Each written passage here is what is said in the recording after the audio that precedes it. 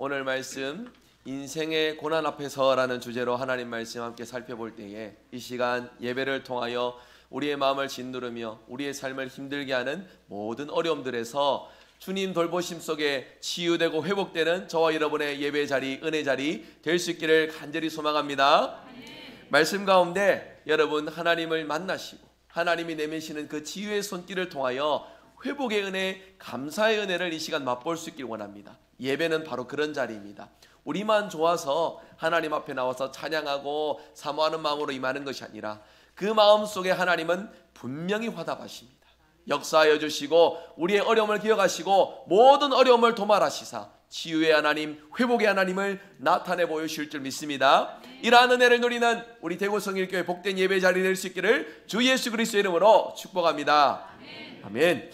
우리가 살아가는 동안 여러분 원하든 원하지 않든 불청객처럼 만나는 것이 있습니다. 인생에 있어서 살아가면 마주하고 싶지 않은 것이 있다면 그것은 고난의 순간이 아닐까 싶습니다. 고난의 특징이 무엇인가 짧게 생각해 보았습니다.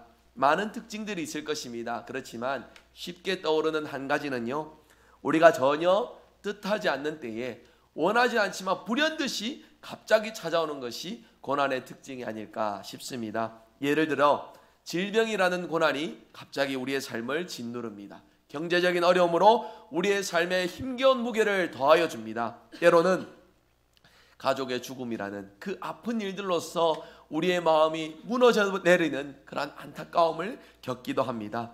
그런데 가만히 보면요, 스스로 그런 어려움의 상황을 초래하는 경우들도 있을지 모르겠지만 그 고난의 대상이 우리 성도로서 국한한다면 참 이 고난을 해석하고 받아들이기 어려운 때가 있습니다. 무엇이냐? 믿음의 사람, 충성되게 열심히 교회를 섬기며 하나님 앞에 예배로서 헌신하며 믿음으로 살아가기 위해 발버둥치는 참 아름다운 신실한 믿음의 사람임에도 이 고난의 상황이 우리의 삶을 짓누르고 힘들게 하는 경우들이 있다라는 것입니다. 그런 고난이 찾아오는 이유가 무엇일까 생각해 보았습니다. 하나님을 잘 믿고 충성스럽게 살아가는데 왜 원하지 않는 이런 고난이 우리에게 찾아오느냐 하는 것이죠. 여러분, 오늘 말씀을 통해 이런 고난의 실제적인 문제 앞에 우리가 믿음으로써 이 고난을 어떻게 해석하며 믿음으로 이 고난을 어떻게 받아내고 이겨낼 것인지를 함께 좀 생각해 보았으면 좋겠습니다. 주 안에서 사랑하는 우리 대구성일교회 가족 여러분, 믿음으로 살아가는 우리의 삶에도 원하지 않지만 틀림없이 고난은 찾아옵니다. 여러분, 거창하게 말씀드리긴 어렵지만 제가 이제 계명대학교에서 박사과정 상담학 공부하고 있습니다. 많이 다녔어요. 학교를 3년 넘게 학교를 다니면서 많은 것을 알아야 되는데 많은 지식은 사실 잊지 못합니다. 부족하지만 그래도 제가 한 가지 깨우친 사실은 있습니다. 모든 가족들마다 그 가족들 안에 상처와 어려움, 고난의 문제는 존재합니다. 이것에 자유한 사람은 단 한 사람도 없습니다. 드러났든 드러나지 않든 모든 가족원들 사이에 그 가정 안에 고난은 실제로 존재를 합니다. 그것이 지나간 일이었든 앞으로 다가올 일이든 오늘의 현재의 문제든 고난은 우리의 모든 삶의 자리에 실제합니다. 그렇기에 멀리 있는 것이 아니라 늘 우리 속에 가까이 있는 것이 고난의 실제의 문제라는 것이에요. 오늘 말씀은 그런 인생의 고난 앞에 성도된 우리가 어떻게 살 것인지를 분명하게 교훈하고 있습니다. 오늘의 이 말씀의 교훈으로 그 고난을 이겨내 나갈 비결을 함께 찾고 믿음으로 온전히 살아가시는 저와 여러분 될 수 있기를 간절히 소망합니다. 말씀 통해 세 가지 생각해 봅니다. 오늘 본문에 기록된 이야기가 무엇인지 함께 생각해 봅니다. 오늘 말씀, 고난당하는 성도가 기억해야 될 것이 무엇인지를 분명하게 교훈해 주고 있습니다. 그 내용을 보면 18절에 그리스도께서 죄를 위하여 고난당하시고 죽임을 당하신 사건을 기록합니다. 상반절에 그리스도께서도 단번에 죄를 위하여 죽으사 의인으로서 불의한 자를 대신하셨다. 불의한 우리를 대신하기 위하여 우리 주님이 고난을 받으셨다라고 말씀을 합니다. 고난 받으신 이유가 무엇이냐? 우리를 하나님 앞으로 인도하기 위하여. 우리를 하나님 앞으로 인도하기 위하여 주님은 부당한, 겪지 않으셔도 될 그 고난을 친히 몸으로 마음으로 감내하셨다라고 말씀합니다. 예수님의 죽음은 죽음으로만, 예수님의 고난은 고난으로만 끝나지 않고 영으로 살리심을 받아 모든 믿는 자에게 부활의 소망과 하나님의 택하심의 은혜를 누리는 귀한 주춧돌 머릿돌이 되셨다라고 성경은 말씀합니다. 19절에 이렇게 선포하지요. 19절은 우리 한번 같이 읽어볼까요? 그가 또한 영으로 가서 옥에 있는 영들에게 선포하시느니라. 아멘. 여기서 말하는 이 영들, 20절에 그 배경이 나옵니다. 노아의 날 그 방주를 준비할 동안 복종하지 않았던 사람들을 뜻합니다. 즉 구원받지 못한 영혼들을 위하여서 이제 이 말씀을 하고 있는 것이죠. 베드로는 이 노아의 때에 하나님이 물로써 세상을 심판하셨다 증거하며 그때에 구원받은 8사람 노아의 가족들에 대해서 언급을 합니다. 여러분, 이 사건은 예수 그리스도의 부활로 얻게 된 구원을 예표하는 귀한 예표의 사건입니다. 여기서 이 신앙의 표를 위하여서 주님께서 나타내 주신 것이 무엇이냐? 베드로전서에는 이를 세례라고 말씀하고 있습니다. 여러분, 우리는 세례를 통하여서 더러운 것에 제하여졌고 하나님께 완전히 속한 자들이 되었습니다. 믿으십니까? 여러분, 세례를 인위적으로 그냥 종교적인 의식으로서 생각할지 모르겠습니다. 세례는 표와 인입니다. 구원받았음을 확증하는 표이며 이 사실이 변치 않는 것으로서 하나님이 영원토록 굳게 하셔 인치셨음을 나타내는 표와 인이 되는 것이 바로 세례입니다. 저와 여러분 모두 다 세례를 통하여 나는 죽고 예수님으로 살았습니다. 모두 함께 고백하였습니다. 함께 고백하셨지요. 이것이 우리에게서 난 것이 맞을까요? 아닙니다. 우리가 어느 순간에 어떤 종교적인 의식이나 인간적인 마음으로 임할지 모르나 세례는 하나님의 택하신 백성들을 향하여서 베푸신 놀라운 은혜라는 사실, 우리에게서 난 것이 아니요 하나님께서 주신 믿음의 선물이라는 사실에서 여러분, 세례는 아무나 받을 수 있는 것이 아닙니다. 믿음의 고백을 통하여 나는 죽고 예수님으로 살았습니다라는 그 고백에 우리 안에 있는 성령께서 그 고백을 열어주심으로 가능케 된 줄 믿습니다. 믿으십니까?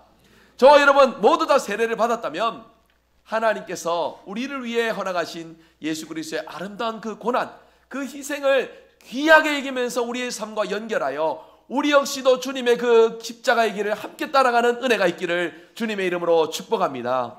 성경에 수많은 복의 말씀이 있습니다. 하나님이 복 주시고 함께 하시는 말씀이 존재합니다. 그렇지만 함께 또 공존하는 말씀이 있습니다. 믿음으로 살아갈 때에 고난은 우리에게 따라온다는 사실, 믿음의 길을 걸어갈 때에 우리 주님이 받으셨던 그 고난 십자가의 길이 우리에게도 함께 주어진다는 사실을 성경은 분명히 말씀하고 있습니다. 그렇기에 우리가 믿음으로 살아가며 겪는 이 고난, 사실은 예수님 이전에 아담으로부터 시작된 고난이 아니었습니까? 인간의 욕심이 잉태하여 죄가 되고 죄가 장성하여 사망에 이르렀습니다. 그로부터 시작된 고난, 창세기 3장에 보면은 우리가 아무리 수고하여도 땅이 쉽게 소산물을 내어주지 않는다 했습니다. 여인들은 이 땅 가운데 삶 가운데 수고하고 해산의 고통이 따른다 말씀하였습니다. 그리하여 세상 그 어디에도 우리가 안식할 곳이 없고 평안을 누릴 곳이 없다라고 성경은 틀림없이 말씀하고 있습니다. 색을 마감하는 그 순간까지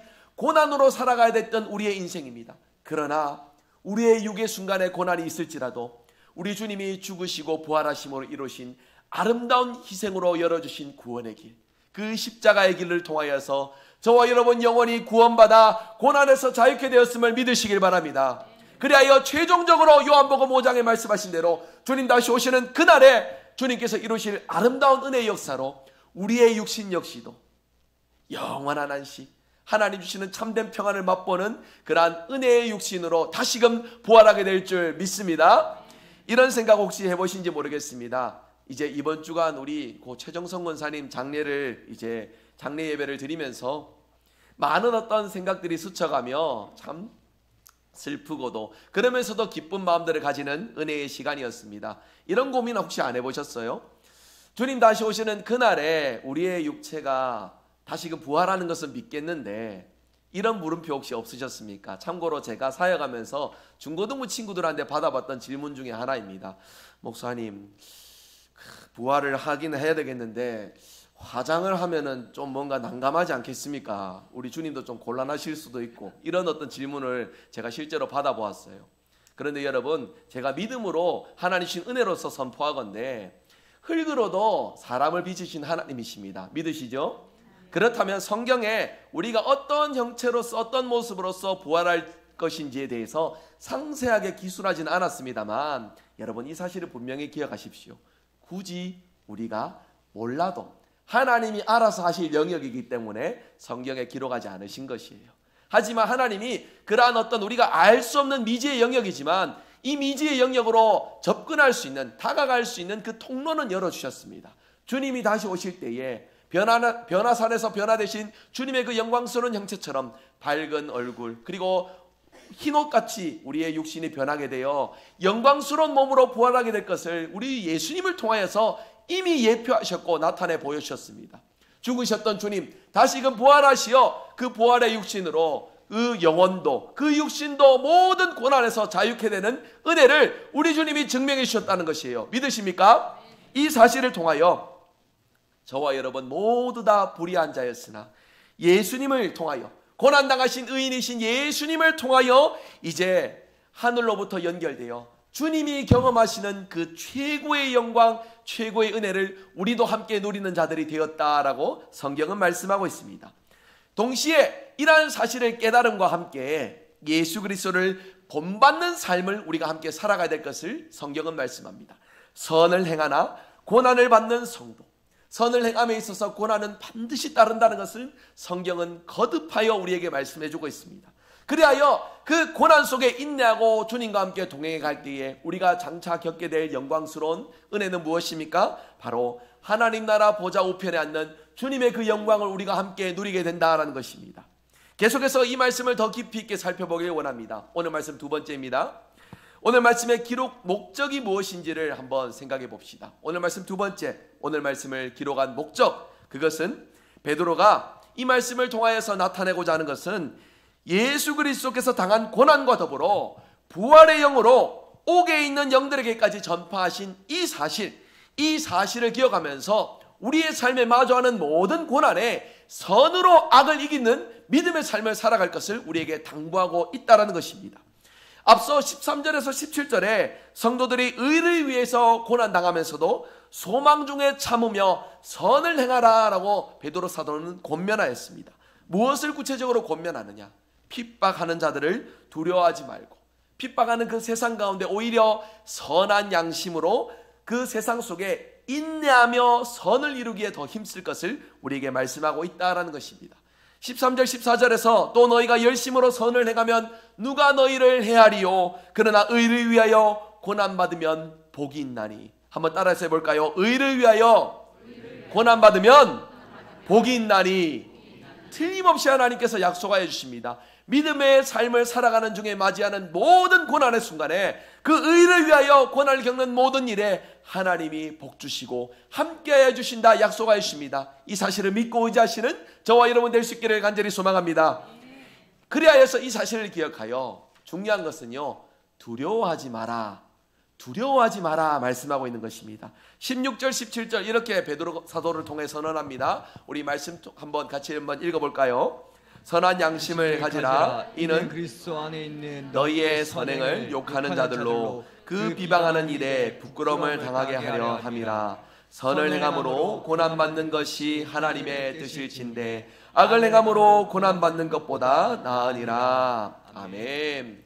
베드로 사도는 이렇게 세상 가운데 우리를 핍박하는 사람들이나 우리를 억누르는 그 고난의 상황 속에 악한 세력 앞에, 그 모든 일들 앞에 굴복하지 말고 두려워하지 말고 오히려 선한 양심으로 하나님께 영광 돌리는 삶을 힘있게 살아가자 우리에게 권면하고 있습니다. 무엇보다 여러분 이 상황 속에 기억할 것을 한 가지 분명하게 하나님은 말씀을 통해 전하고 계십니다. 선을 행하며 의를 위해 고난당하는 우리가 그 고난의 순간에 구체적으로 선을 행하는 방법은 바로 그 고난의 순간을 통하여 복음을 전할 기회로 삼으라라고 성경은 우리에게 말씀하고 있는 것이에요. 여러분, 우리를 힘들게 하는 그 상황 속에 우리를 괴롭히고 힘들게 하는 그들을 향하여서 복음을 전하는 것 쉬운 일이 아닙니다. 하지만 그럼에도 우리가 믿음으로 고난을 견디며 이겨내며 놓치지 말아야 될 사실이 무엇이냐? 고난을 겪게 하는 사람들, 고난을 겪는 그 순간의 상황들, 그 속에서 믿음으로 고난을 이겨내는 믿음의 초월적인 삶을 우리가 살아가야 될 것을 성경은 말씀하고 있습니다. 왜 그런 삶을 살아가야 되느냐? 세상으로 하여금 어찌하여 그러한 고난을 이길 수 있습니까? 라는 질문을 하도록, 그 질문 속에 예수님으로 인하여 우리가 승리하였노라 선포할 것을 위하여서 성경은 이를 위하여 우리가 인내하고 고난 중에도 승리할 것을 말씀하고 있는 것입니다. 15절 말씀 우리 같이 한번 읽어볼까요? 15절 같이 읽습니다. 너희 마음에 그리스도를 주로 삼아 거룩하게 하고 너희 속에 있는 소망에 관한 이유를 묻는 자에게는 대답할 것을 항상 준비하되 온유와 두려움으로 하고. 아멘. 여러분, 많은 장례의 자리 이제 빈소에 찾아가시고 조문객들을 이제 맞이하시고 문상하시는 그런 일들 경험해 보셨을 것입니다. 그리스도인의 장례는 세상의 다른 장례와 다릅니다. 슬픔과 애통함만이 가득한 것이 사실 육신의 이별의 자리이지만, 그럼에도 그리스도인의 장례는 소망이 있습니다. 무슨 소망이 있습니까? 다시 만날 소망, 다시금 영광을 누릴 하나님의 은혜로서 사랑하고 함께 영생을 보낼 소망이 그 장례의 자리에 가운데 함께 있기에, 여러분, 그 장례의 자리 슬프고 애통한 마음 금할 길은 없으나 그럼에도 소망을 꿈꾸며 살아간다라는 것이에요. 여러분, 성경에 있는 이 소망이란 단어를 좀 분명히 기억하여 주시길 바랍니다. 성경은 단순히 희망만을 말하지 않습니다. 희망은 무엇이냐? 오늘의 내 현실과는 연결되지 않은 미래적으로 내가 바라고 내가 원하는 어떤 꿈과 바람들이 희망이라는 단어로서 표현될 것입니다. 소망은 다릅니다. 소망은 내가 미래를 꿈꿀지나 오늘의 내 현실과도 연결되어 있습니다. 내 현실이 슬프고 괴롭고 애통한 마음이 가득할지라도 그 속에 주님이 나와 함께하여 주시면 나의 인생 속에, 나의 삶 속에 동행하시고 함께 하시는 주님의 은혜로서 우리 주님이 이루셨던 아름다운 그 은혜에 참여하여 우리 역시도 구원받고 은혜로서 주님과 함께 영생을 누리는 그 기쁨을 맛보게 된다는 것이에요. 세상 가운데 안식을 누릴 곳이 없으나 주님을 통하여 영원한 안식을 누린다는 것, 여러분, 이 사실이 우리에게 소망이 될 수 있기를 간절히 소망합니다. 여러분, 이 사실을 증거하는 자들이 되어야 된다, 성경은 말씀합니다. 전도해 보셨지요? 전도하실 때 쉽지 않으시죠? 그런데 여러분, 오늘 이 말씀을 통하여 제가 분명히 권면하고 싶습니다. 제가 우리 제자훈련 1기생들 기억하실지 모르겠지만 첫 시간에 자기의 간증을 적어보라고 했어요. 가장 좋은 전도의 무기, 전도의 통로가 그분의 신앙의 체험과 간증입니다. 나의 이러한 상황 속에 힘들고 어려웠던 이 인생의 고난의 순간에 예수님을 통하여 어떤 은혜를 누리게 되었는지, 그 고난의 문제가 실제로 해결되지는 않았지만 어떤 은혜로서 내가 회복되었는지를, 여러분, 우리가 고난의 순간 가운데 예수님을 붙듦으로써 이 사실을 증거하고 나타낼 수 있는 저와 여러분의 복된 삶이 되시기를 바랍니다. 여러분, 내 힘으로 내 의지로 우리의 고난을 견뎌낼 수도 있을 것입니다. 하지만 분명한 것은 한계가 있습니다. 그러나 주님과 함께라면 어떤 어려움에서도 어떤 순간에서도 우리는 우리에게 찾아오는 모든 고난을 이겨내게 될 줄 믿습니다.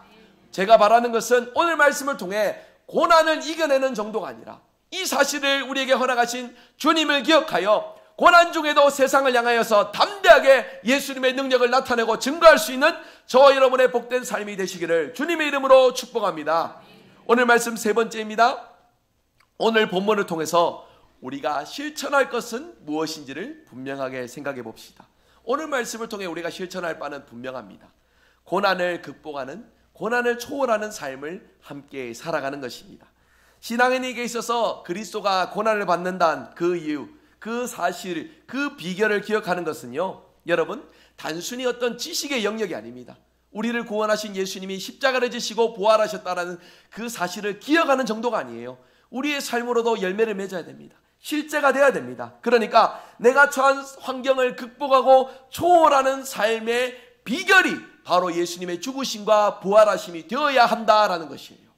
여러분, 우리가 생각을 해보면 우리의 믿음의 순간에 찾아오는 그 고난들, 여차저차해서 그 고난의 순간을 이겨내고 감내하여 지금의 나의 문제는 아니고 예전의 나의 어려움으로 자리매김하는 그런 분들도 계실 것입니다. 하지만 그런 중에도 여러분, 이런 마음 혹시 들지 않으십니까? 왜 내가 이런 고난을 겪어야 하는지, 그 고난을 통하여 하나님과의 관계가 더 멀어져서 무언가 더 나아가기 힘들고 머물러 있는 우리의 마음을 가지신 분들 혹시 없으신지 모르겠습니다. 여러분, 이 사실을 통하여서 베드로 사도는 우리가 분명히 이 고난을 이겨내라는 권면과 함께 고난의 실제 속에서도 주님을 굳게 붙드는 우리의 삶이 되어야 됨을 강하게 촉구하고 있습니다. 그 이유가 무엇이냐? 주님의 고난받으심으로 우리에게 소망을 주셨다는 것은 여러분, 은혜 될 때에 감사하고 기뻐하는 것만이 신앙이 아니라 슬프고 괴롭고 고통스럽고 받아들이기 어려운 그 순간에도 주님이 나와 함께 하심을 기억하기 위하여 우리 주님은 몸소 이 고난을 주님이 겪으셨다는 것을 말씀하고 있는 것이에요. 여러분, 이 사실을 분명히 기억할 수 있기를 원합니다. 마태복음 10장 28절에도 우리에게 말씀합니다. 한번 말씀 같이 읽어볼까요? 몸은 죽어도 영혼은 능히 죽이지 못하는 자들을 두려워하지 말고 오직 몸과 영혼을 능히 지옥에 멸하실 수도 있는 일을 두려워하라. 아멘. 우리 인생의 고난으로 내모는 모든 상황들이 있으나 우리의 육은 죽일 수 있지 몰라도 우리의 영혼은 죽일 수가 없습니다. 억누를 수가 없다라는 것입니다. 성도를 핍박하며 고난으로 내모는 모든 상황들이나 모든 대적자들, 육을 죽이고 육에 속한 성품들을 죽여갈 수 있으나 부활의 소망을 가진 우리의 영은 결코 도말할 수 없다는 것을 분명히 말씀합니다. 여러분, 이 사실이 우리에게 소망이 될 수 있기를 주님의 이름으로 간절히 부탁을 드립니다. 왜 그러느냐? 신앙은 기분의 흐름, 의식의 흐름이 아니에요. 내가 은혜가 될 때에 찬양할 때에 기쁘고 감사하고 즐겁고 눈물이 나고 내가 그 은혜 속에서 뭔가 맡겨주신 직분에 더 충성하고 헌신하고 그러한 중에 고난을 겪어 힘든 일들 앞에 좌절하고 눈물을 흘리며 그러한 중에 왜 내가 이 고난을 겪어야 되는지 도대체가 받아들일 수 없는 그 상황 속에 주님과의 관계의 끈을 내려놓고 주님과 멀어지는 그런 우리의 인생을 위하여 주님이 고난받으신 것이 아니라는 것입니다. 주님의 고난은요, 은혜되어 감사되는 그 순간뿐만이 아니라 고통의 순간에도 주님이 우리와 함께 하심을 기억하기 위하여 받으셨다는 사실을 우리 마음속에 깊이 기억할 수 있기를 주님의 이름으로 축복합니다. 그러한 우리의 삶 속에는요, 다양한 형태로 고난이 찾아옵니다.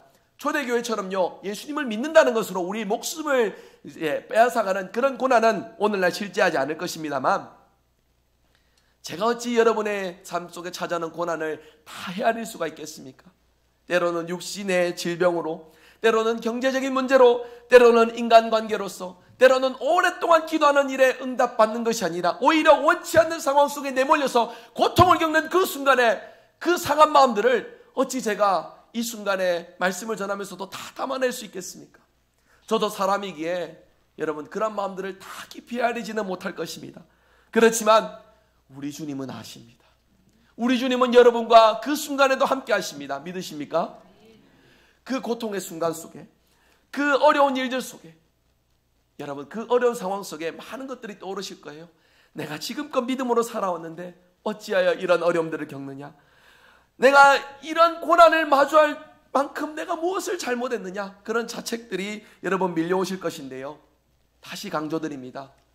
예수 그리스도의 십자가 길에 동참한 우리는 은혜의 길을 걸어간과 동시에 십자가의 길, 고난의 길도 함께 걷는 자들이 되었습니다. 그렇기에 죄악 가득한 이 세상 속에 우리는 고난을 피할 길이 없습니다. 이겨낼 방법이 없습니다. 그러나 주님이 우리와 함께하여 주신다. 거듭하여 약속하여 주십니다. 잘 살아왔지만 무너지는 믿음이 아니라 고난 중에 주님의 함께하심을 더 깊이 경험하셔서 이를 통해 더 연단되어 정금과 같이 빛나는 저와 여러분의 복된 믿음의 삶이 되시기를 간절히 소망합니다. 이를 위해 실제적인 어떤 말씀을 붙들고 기도하는 일들을 위하여 제가 말씀 두 구절 좀 소개해드리고 싶습니다. 시편 41편 4절의 말씀인데요, 우리 한번 화면 띄워주실까요? 같이 읽겠습니다. 내가 말하기를 여호와여 내게 은혜를 베푸소서. 내가 주께 범죄하였사오니 나를 고치소서 하였나이다. 아멘. 저도 이 시편의 고백을 따라서 기도할 때에 인생 살면서 여러분 괴로운 순간들이 있지요. 내 힘으로 노력해도 안 되는 순간들 있지 않습니까? 어려운 일들 속에 아무리 생각해봐도 100번을 1000번을 뒤집어 생각을 해봐도 무언가 나로 인해, 나의 잘못으로, 나의 연약함으로 인해 생겨난 이 고난의 상황이 아닌 것 같은데 왜 내가 이런 힘든 일을 겪어야 하는가라는 그 순간에 저는 이 말씀을 붙듭니다. 다 받아들이고 동의가 되지는 않지만 그 순간에도 하나님의 은혜를 구하면서, 화면 다시 띄워주실까요? 그 어려운 순간에, 그 하나님 앞에 기도하기 어려운 그 순간 속에 이 말씀 붙들고 이렇게 고백합니다. 여호와여 내게 은혜를 베푸소서. 내가 주께 범죄하였사오니 나를 고쳐주시옵소서. 이런 고백을 가져봅니다. 여러분, 내가 주께 범죄하였사오니, 아까 전에 상황을 설명드렸습니다. 100번을 1000번을 생각해도 나의 연약함이 떠오르지 않는데, 그럼에도 여러분 이런 고백을 가져야 되는 이유가 무엇이냐? 죄로 인해 연약한 나를 누구보다도 잘 아시는 분이 누구십니까? 주님이시라는 거예요. 나의 어떤 지혜와 감성으로는 나의 연약함들이 떠오르지 못할 수 있습니다. 하지만 그 고난의 순간에 주님의 돌보심으로 우리의 연약함을 고백하게 하시는 분은 우리 주님이시라는 거예요. 나의 지성으로, 나의 어떤 깨달음으로 나의 연약함을 고백하는 것이 아닙니다. 주님의 은혜로서 우리의 연약함을 고백하는 것입니다. 믿으십니까? 그 연약함의 고백 속에 주님이 은혜를 베푸사 우리를 고치시고 치유하시는 놀라운 은혜 역사가 있을 줄 믿습니다. 이런 마음으로 우리가 하나님 앞에 간구할 때에 하나님은 이 말씀의 고백처럼 고난 중에 우리와 함께 하실 줄 믿습니다. 우리 또 계속해서 한 번 더 살펴봅니다. 시편 147편 3절의 말씀 한 번 더 읽겠습니다. 화면 보시면 같이 읽읍시다.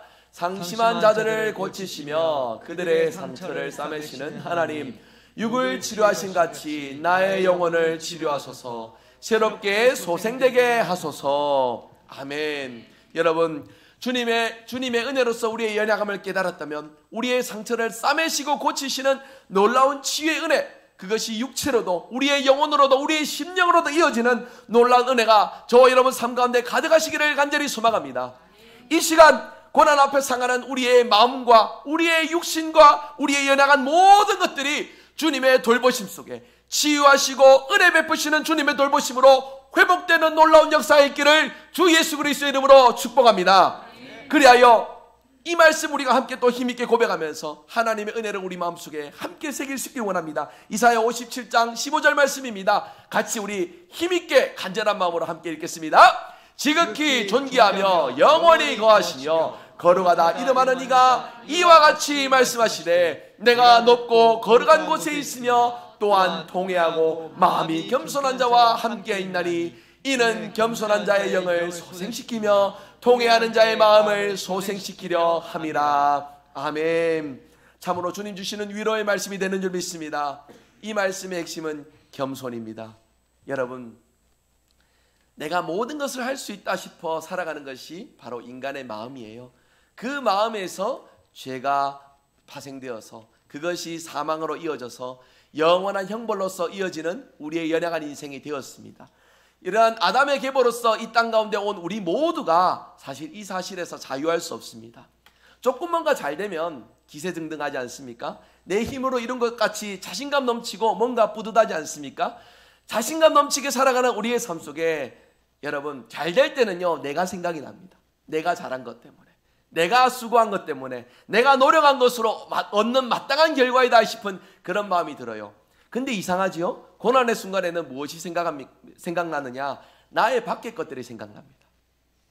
왜 나에게 이런 것이 찾아왔는지, 누구를 통하여서, 어떤 상황을 통해서 내가 이런 어려움을 겪었는지, 나의 밖에서 그런 원인들을 찾는데요, 여러분 방금 읽으셨던 이사야 57장 말씀에는요, 겸손을 말씀합니다. 나의 안에서 역사하시고 돌보시고 그러한 겸손의 마음으로 주님의 마음으로 나아갈 것을 우리 하나님께서 말씀을 통해 우리에게 요구하고 계세요. 오늘 이 말씀을 준비한 이유가 있습니다.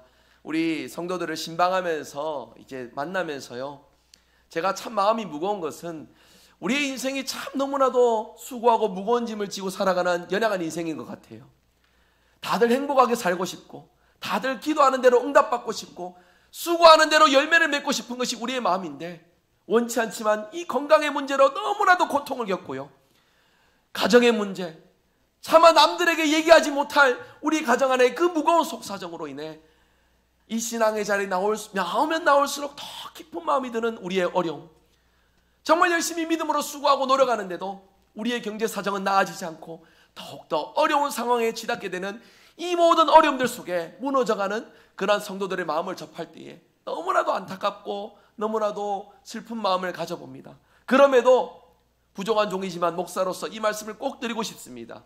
여러분의 삶에 주님이 함께 하시는 줄 믿습니다. 그 주님을 향하여서 겸손의 마음으로 나아가시는 저와 여러분 될 수 있길 원합니다. 겸손한 자, 은혜를 구하는 자, 그 원치 않는 고난의 상황에 어찌할 바 몰라 방황하고 낙심하고 주저앉아 있는 우리를 향하여서 하나님 앞에 겸손의 마음으로 한 걸음 다가갈 때에 우리 하나님은 우리에게 10걸음, 100걸음, 1000걸음으로 다가오사 우리의 마음을 치유하시고 회복시키시고 은혜 가운데 역사해 주실 줄 믿습니다. 저와 여러분 이 사실을 믿으면서 하나님만이 주실 수 있는 위로로서 이 땅 가운데 참된 평안과 안식을 누리며 살아가는 우리 모두가 될 수 있기를 간절히 소망합니다. 말씀을 맺겠습니다. 여러분, 우리가 믿음을 가지고 살아간다 할지라도요, 고난의 문제가 우리의 삶을 비켜가진 않습니다. 수많은 어려움들이 질비합니다. 이쯤 하면 되었지 싶지만 그것으로 이제 믿음으로 인내하였으니 앞으로 좋은 일들이 형통의 길이 열릴 거다 싶은 그런 마음이지만 이전보다 더 큰 고난을 마주할 때면 더 큰 낙심과 좌절과 방황으로 나아가는 것이 우리의 연약한 삶일지 몰라요.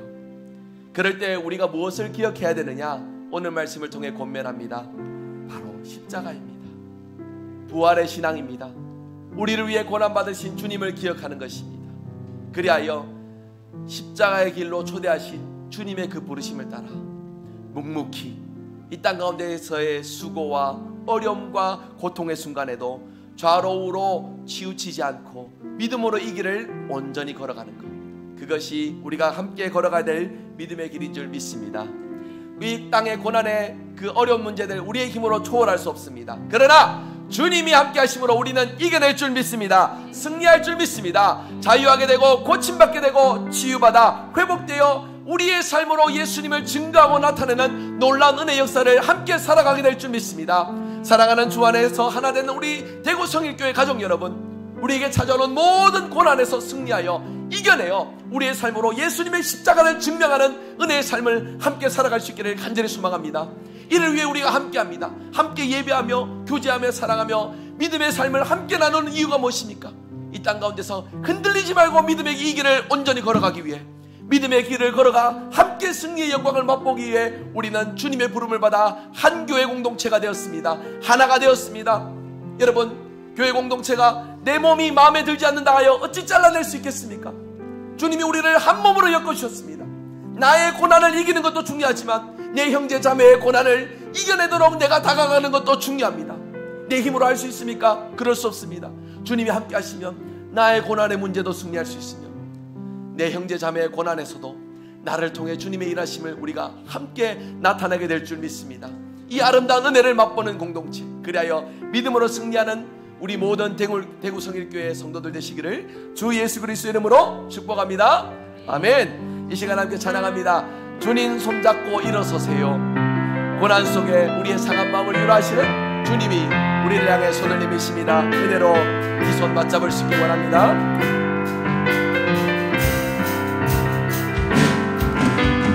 왜 나만 겪는 고난이냐고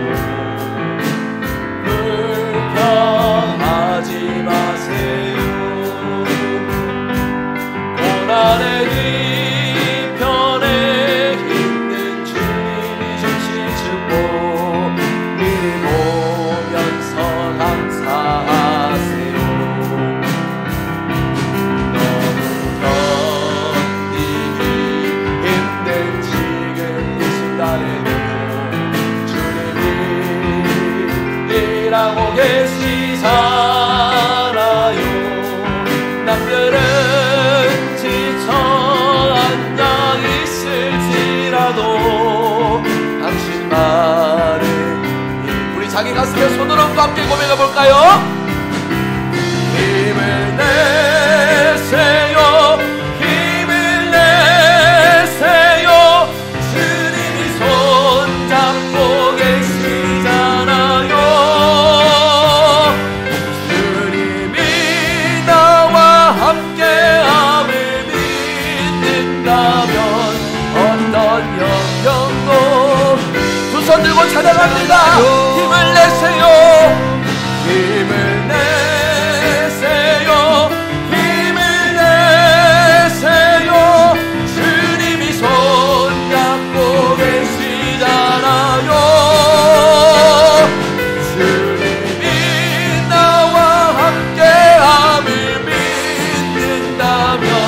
어떤 역경도 주님이 나와 함께함을 믿는다면,